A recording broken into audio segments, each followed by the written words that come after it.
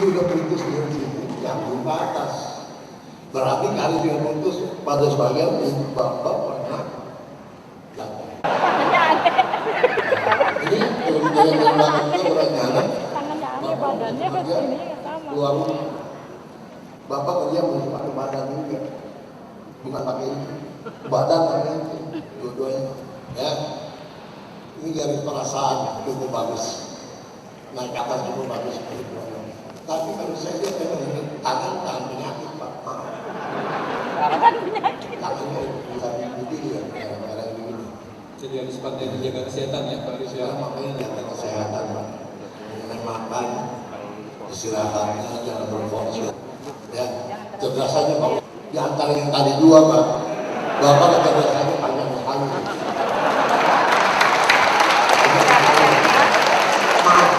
Tadi ibu itu bilang, saya salah ngomong. Dia dari kecil ini ranking 1 terus. Dia katanya ranking 1 terus. Tapi kalau saya nggak tahu Bapak ranking berapa, saya nggak tahu.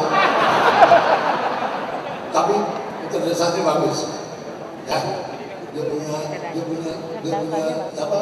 Karir juga baik. Karena di sini karir putus, Bapak pernah jatuh. Umurnya panjang kan. Yang saya bisa sampaikan, apa tambahan? Terima kasih. Terima kasih.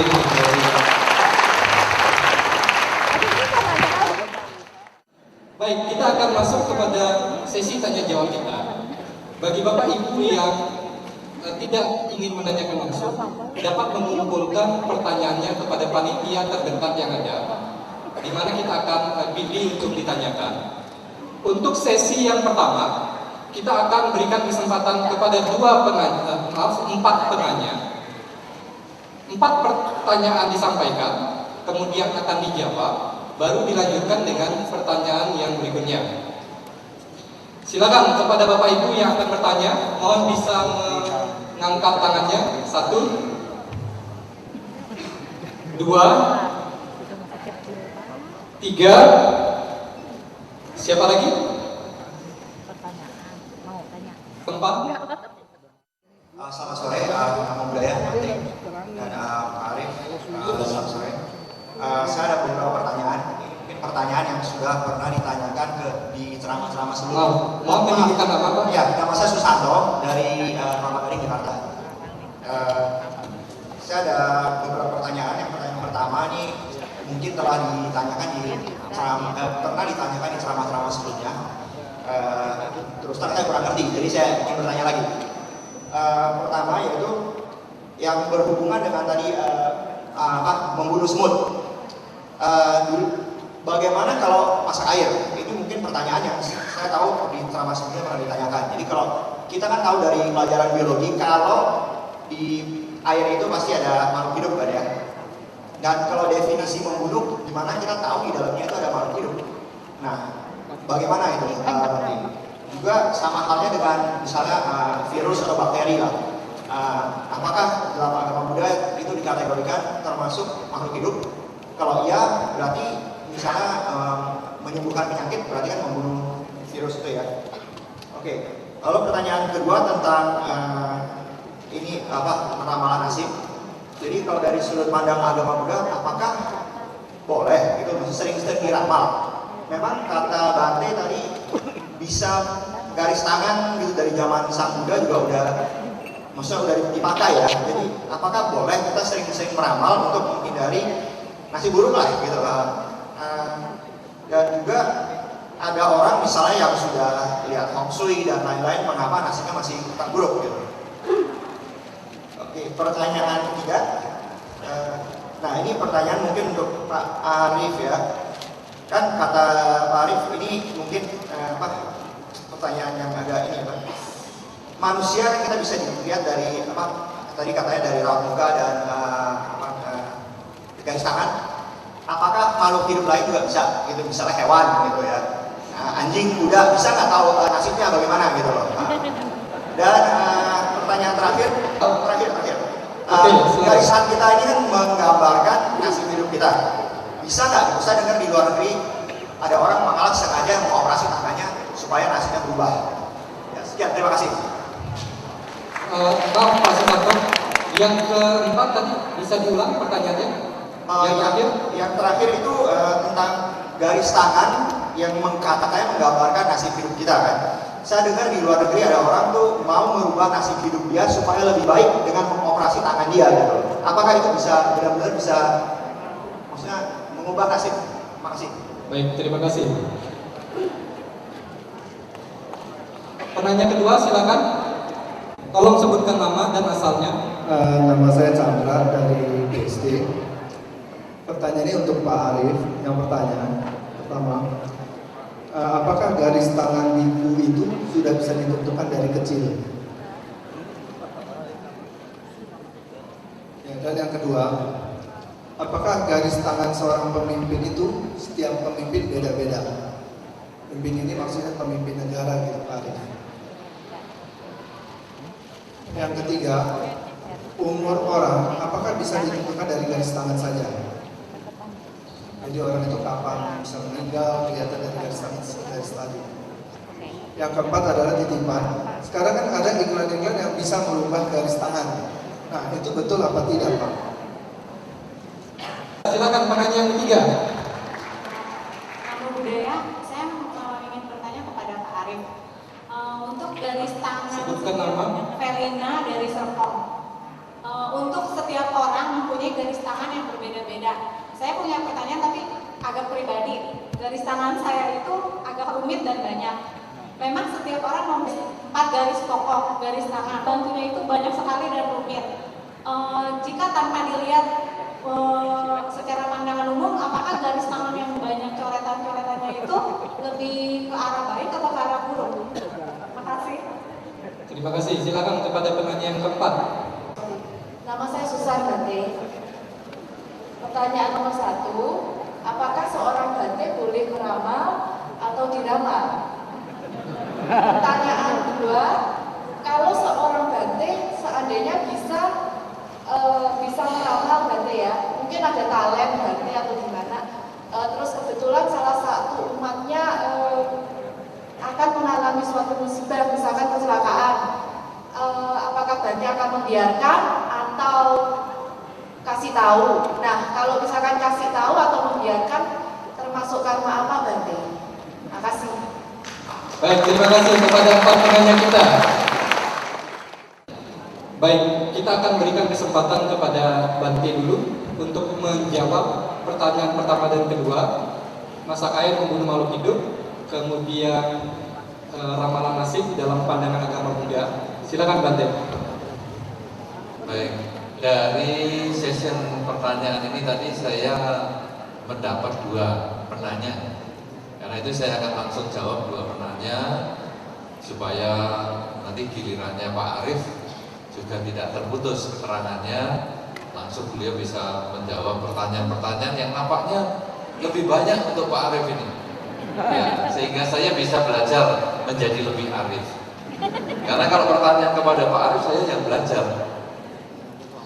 Pertanyaan yang pertama adalah, memang di dalam Dhamma niat itu menentukan karma, tapi itu juga dibedakan berdasarkan keterpaksaan seseorang melakukan suatu perbuatan. Misalnya tentara di medan perang, dia harus membunuh musuhnya. Itu bukan hanya kuman, bukan hanya bakteri, manusia ditembak mati.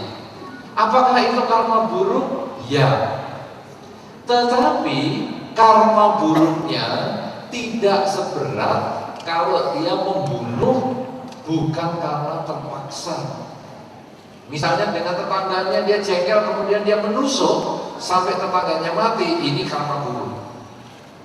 Tetapi kalau sekarang menembak musuh, kemudian kalau tidak ditembak, musuh menembak kita, itu karma buruknya lebih kecil dibandingkan membunuh musuh di tetangga ini. Sama-sama karma buruk, tapi nilainya tidak sama.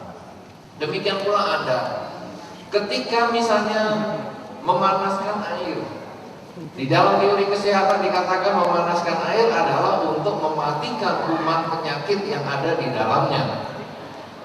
Jelas kita melakukan pembunuhan, tapi nilainya lebih kecil dibandingkan kalau ada semut jalan kemudian dipencet. Karena tidak pencet sebetulnya tidak masalah. Kenapa dilakukan pemencetan? Tapi kalau memasak air, kalau tidak dimasak ini jadi masalah.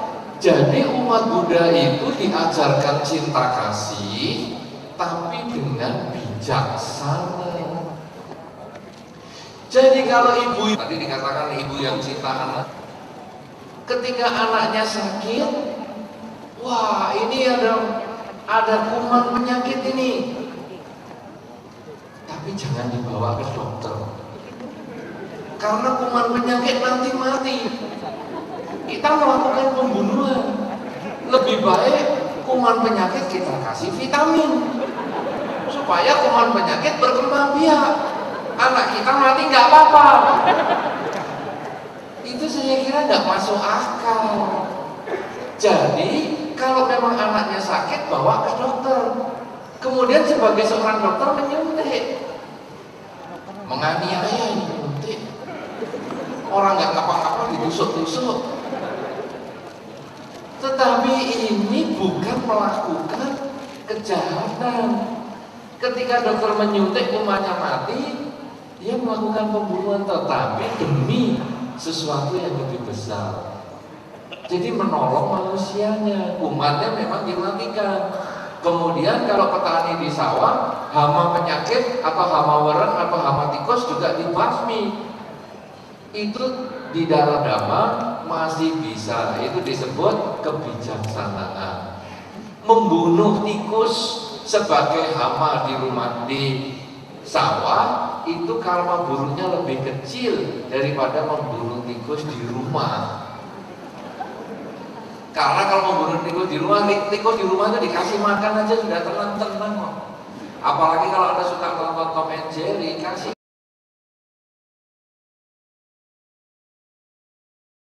keju aja, wah sudah dia di dalam sarangnya santai-santai goyang kaki. Jadi sebetulnya kalau Anda membunuh karena terpaksa, nilainya kecil, ya. Jadi sekarang memang memasak air termasuk pembunuhan, tapi karma buruknya kecil. Dan kita memang tidak bisa di dalam kehidupan sehari-hari ini terbebas total karma baik maupun karma buruk. Oleh karena itu kesucian bukan habisnya karma baik dan karma buruk. Kesucian itu hilangnya kesempatan seseorang terlahir dan baik.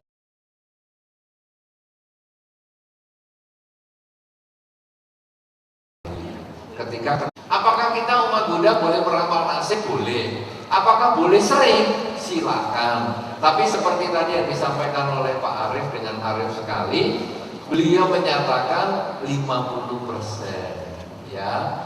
Kebenaran suatu ramalan itu 50%. Karena ramalan adalah berbicara hari ini, membicarakan yang akan datang, apa yang akan terjadi. Tetapi ramalan tidak pernah berbicara yang akan diperbuat. Jadi hanya tahu misalnya tadi, wah ini garis karir kok tidak ada, repot nih karir di masa depan. Tapi kan beliau juga menyampaikan, kalau mau berjuang mungkin bisa lebih baik. Karena apa? Karena ini yang akan diperbuat. Itu di luar kekuasaan peramal. Betul kan begitu Pak Arief ya? Tetapi peramal bisa mengatakan, oh ini garisnya begini, kamu umur panjang. Terus Anda tidak percaya umur panjang, tiduran di jalan tol. Kemudian besok masuk kuburan, lalu menyalahkan Pak Arief, katanya umurnya panjang. Lah kok hari ini bablas?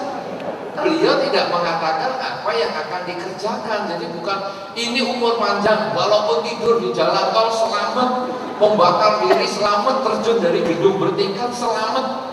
Saya yakin gak ada jaminan itu. Yang ada ini umurnya panjang kalau ada jalan normal-normal. Tapi kalau Anda melakukan tindakan yang di luar kebiasaan, garis itu juga berubah. Demikian pula umur pendek, mungkin wah ini umurnya kok pendek. Tetapi kemudian Anda melakukan banyak kebajikan, umur bisa bertambah. Jadi kebenarannya 50%. Anda mau sering berdiramal silakan. Tidak ada salahnya, umat Buddha boleh melakukan itu. Tetapi yang jelas perjuangan Anda itu bisa mengubah ramalan yang baik. Seperti tadi banyak wijin, Anda melakukan kebaikan dengan lebih banyak, wijin yang datang lebih banyak. Jangan wah wijinnya banyak, bukitnya tebel-tebel, santai tidur, wijinnya ikut tidur. Kita tidak bisa mendapat hasil apapun juga.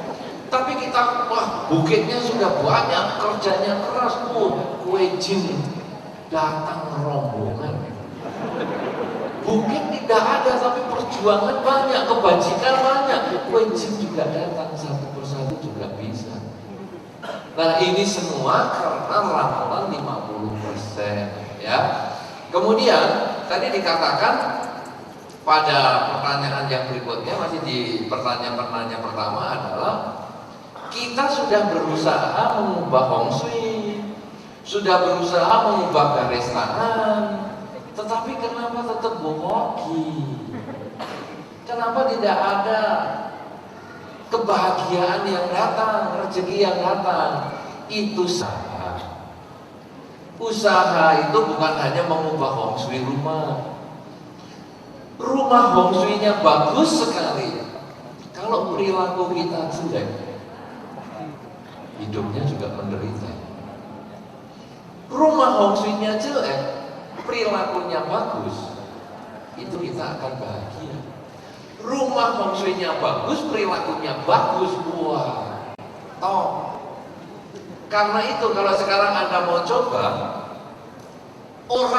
orang sukses dengan Hong Shui rumah bagus bertukar penghuni dengan rumah orang yang tidak sukses Hong Shui jelek. Tukar penghuninya aja, tukar 1 tahun. Orang yang tidak bagus perilakunya ini tinggal di rumah yang Hong Shui-nya bagus, dia tetap menderita karena kelakuannya jelek. Orang yang kebajikannya banyak, tinggal di rumah yang Hong Shui-nya jelek, dia tetap sukses. Saya kira mungkin nanti satu kesempatan Pak Arif bisa menceritakan juga, apakah pernah ketemu orang yang sukses tapi rumahnya Hong Shui-nya jelek? Ya, saya kira mungkin akan ketemu ada orang yang seperti itu. Kenapa? Karena berarti perilakunya ini bagus sekali. Ya, nah ini yang menjadi jawaban kenapa sudah diatur Hong Shui-nya, rumahnya di sini, pintunya di sana, kok kurang bagus, hidupnya susah, pindah lagi, kok kurang bagus, pindah lagi, rumahnya bongkar, terus kok Hong Shui-nya kok tambah jelek, duitnya kok habis. Lah iya, bayar pemborong, bayar tukang nggak pernah dia punya kesempatan berbuat baik lagi. Ini juga sama, sudah diubah tato biar dapat duit, telapak tangannya dikasih tato, ada tai lalatnya biar terima duit. Kok nggak dapat duit? Lah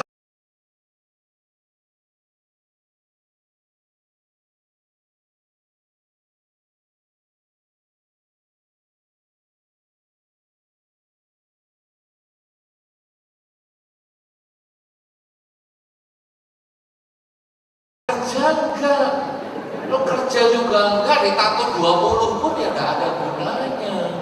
Karena ini semua adalah upaya. Anda mau nggak memanfaatkan kendaraan itu? Kalau kendaraan itu hanya Anda tonton, waduh barangnya bagus. Ada beberapa orang kan mobil di rumah itu masuk angin terus karena diselimuti. Saking sayangnya diselimuti, pagi siang sore sampai saya ngomong, ini kalau masuk angin mestinya dikerokin mobilnya. Itu saya banting rusak. Lah itu selimutan terus. Itu tidak ada gunanya. Bagus Hong Shui-nya pun tidak ada gunanya. Tapi kalau kita manfaatkan, walaupun mobil jelek, sepeda motor jelek, sepeda butut, kalau kita manfaatkan ada ada gunanya. Tubuh kita yang kekurangan, muka kita yang mungkin secara wajah itu ilmu wajah sudah wah tak ketulungan lah. Kemudian rumahnya juga berantakan, tidak karuan-karuan. Tapi kalau kita mau mengembangkan kebajikan, kita berusaha berjuang maksimal, itu bisa berubah. Sedikit demi sedikit, tentu tidak total ya berubahnya, tapi itu bisa menjadi lebih baik. Kemudian pertanyaan ibu atau adik atau mbak atau siapa ini tadi, karena wanita ini paling sulit kalau salah nyebut nanti dia marah. Masih gadis dipanggil ibu dia marah, ibu dipanggil gadis nanti dia salah tingkah, jadi repot. Nah itu ada pertanyaan, apakah biku boleh diramal atau boleh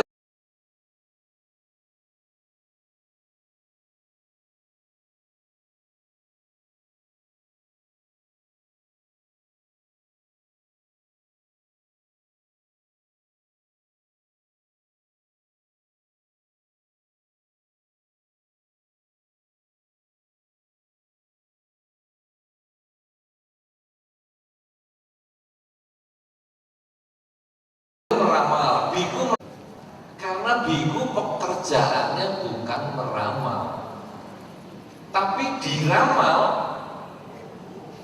di dalam pikirannya.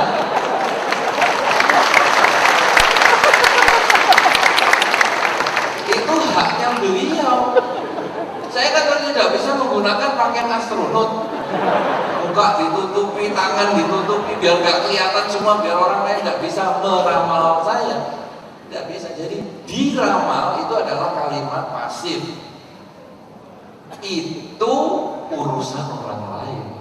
Tapi kalau meramal itu kalimat aktif, bikunya aktif meramal. Itu yang tidak boleh. Nah sekarang problemnya adalah bagaimana kalau ada umat yang kelihatannya memang wah ini bakal sial. Ini kalau pergi naik pesawat nyemplung ke laut, naik kapal juga nyemplung ke laut, naik bis nyemplung ke jurang. Bagaimana ini caranya? Kita bukan mengatakan, perhatikan ya, pesawat yang berangkat dari Surabaya ke Manado ini bakal hilang. Kalau nggak percaya, lihat peran besok. Ini nanti kapal yang pakai inisial L, ini bakal tenggelam. Bahkan bangkainya saja bisa tenggelamkan orang. Coba katanya, itu biku bekerja sambilan menjadi Deddy Corbuzier yang bisa meramalkan headline sebuah orang. Tetapi kalau sekarang biku melihat ada umat yang kelihatannya menderita, dia menggunakan kalimat yang dalam bahasa umum diplomatis. Bagaimana caranya? Saya melihat si A, wah si A ini kalau pulang sekarang bakal kecelakaan ini, karena saya lihat mukanya suram sekali. Begitu mau pulang, Bante, pamit ya Bante, jangan pulang dulu, tunggu sebentar, baru dibuatkan minum. Ditunda 1 menit saja, peristiwa itu berubah. Coba Anda lihat, kecelakaan itu bedanya sebetulnya hanya 1 saat. Kalau saat itu kita masuk, tembus. Beda saat, hilang. Jadi tunda sebentar. Loh Bante, ini saya mau naik pesawat Bante, ini mau ke Manado. Sebentar lah. Sudah lama kita nggak ketemu ini. Ya sudahlah, sungkan biasanya sungkan. Karena nanti kalau dia tetap nggak mau, sudah tunggu sebentar, nanti saya kasih tanda tangan.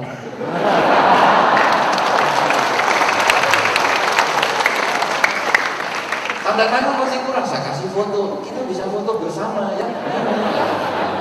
Lama-lama ya udahlah. Begitu. Nah, begitu sudah selesai berangkat. Aduh, ketinggalan pesawat.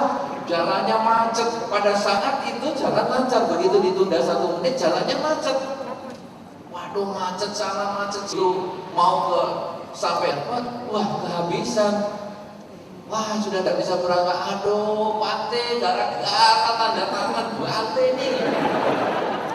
Jadi saya ketinggalan pesawat. Sore dapat kabar, pesawat dengan inisial A hilang. Aduh Bante, untung punya tanda tangannya Bante.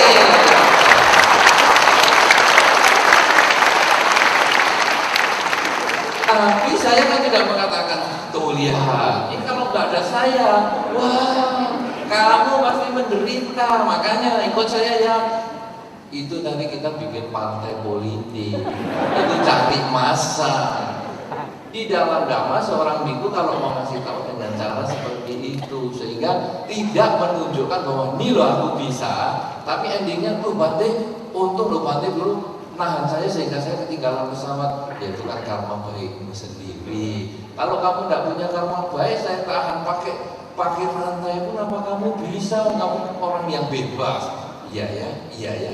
Nah akhirnya dia yakin dengan hukum karmanya, si biku juga bebas dari urusan ramal peramal.